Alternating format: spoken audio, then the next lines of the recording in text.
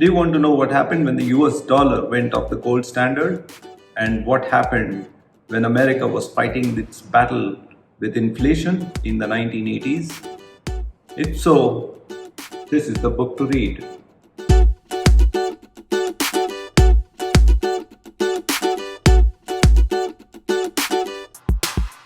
Hello everyone, welcome to RightViews. Today we'll be reviewing this book, Keeping at It, by Paul Volcker. And Paul Volcker was the chairman of the Federal Reserve of the United States from 1979 to 1987. And not just that, thereafter, before he became the chairman of the Fed, he was the Undersecretary of Monetary Affairs in the Nixon administration, where he was one of the players when the dollar went off the gold standard. Later, he became the chairman of the Fed, and he saw a most well-documented fight against inflation, where he took the US federal funds rate up to 20%. It's not even imaginable by today's standard. The book is a memoir of Paul Volcker, and it explains how he got educated, where he came from. Interesting fact that his father was the city administrator for a small city in New Jersey, and thereafter Paul Volcker got educated. He went to Princeton and then moved on to different assignments, including one at Chase Manhattan Bank, and finally found himself at the New York Fed. But his essential important contribution came during the time when he was the Undersecretary of Monetary Affairs in the Nixon administration, where the Treasury Secretary, John Connolly, was in charge of breaking the news to everyone that US dollar will no longer be aligned with the gold standard. In this book, you find John Connolly's famous quote, or his one famous quote: "The dollar is our currency, but your problem." That's what he explained to the European countries. But I prefer John Connolly's other quote. "My view is the foreigners are out to screw us, and therefore it's our job to screw them first." It explains a lot of US policy, and there is a lot of reality in those two statements by John Connolly. The next important phase that Paul Volcker discusses is his battle against inflation. That's also an interesting read. The third aspect of it is banking reform, where important legislations that kept the US banking system safe, which was called the Glass-Steagall Act, which separated the commercial banking from investment banking.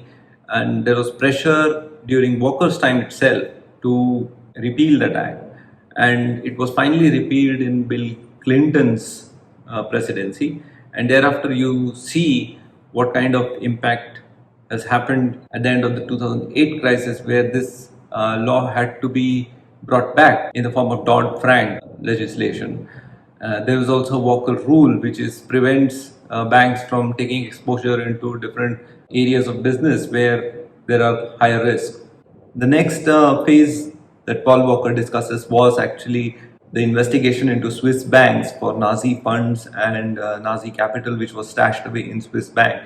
And that investigation required a very neutral and upstanding team with high moral character, and Paul Volcker and his team, they were able to address that. Finally, one of the important threads that you can see through Paul Volcker's life is basically three principles that he explains in the book at the final chapter, and these are basically stable prices, which signifies his battle against inflation.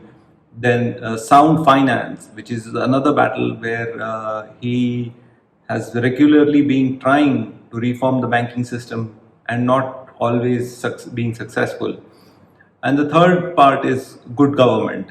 And here is the administrative reforms aspect of Paul Volcker's life. And Paul Volcker lived very long. He lived to be 92 and he died in 2019. But his legacy is that of a morally upstanding person who, even under a great deal of pressure, he doesn't flinch from doing the right thing.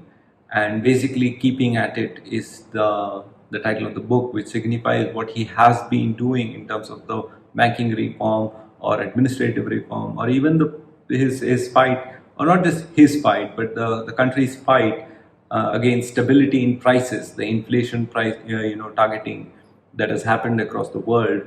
There are fantastic anecdotes, and personal side of Paul Volcker is also well elucidated. You can also find some interesting anecdotes about his fishing.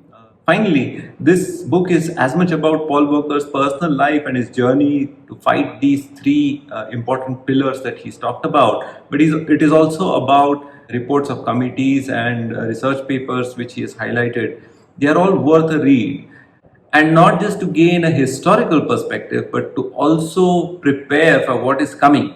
Today, inflation is coming back.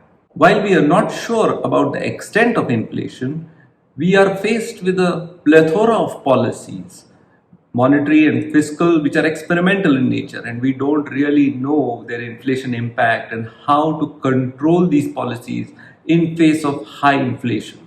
In many ways, we will need to get another Paul Volcker ready.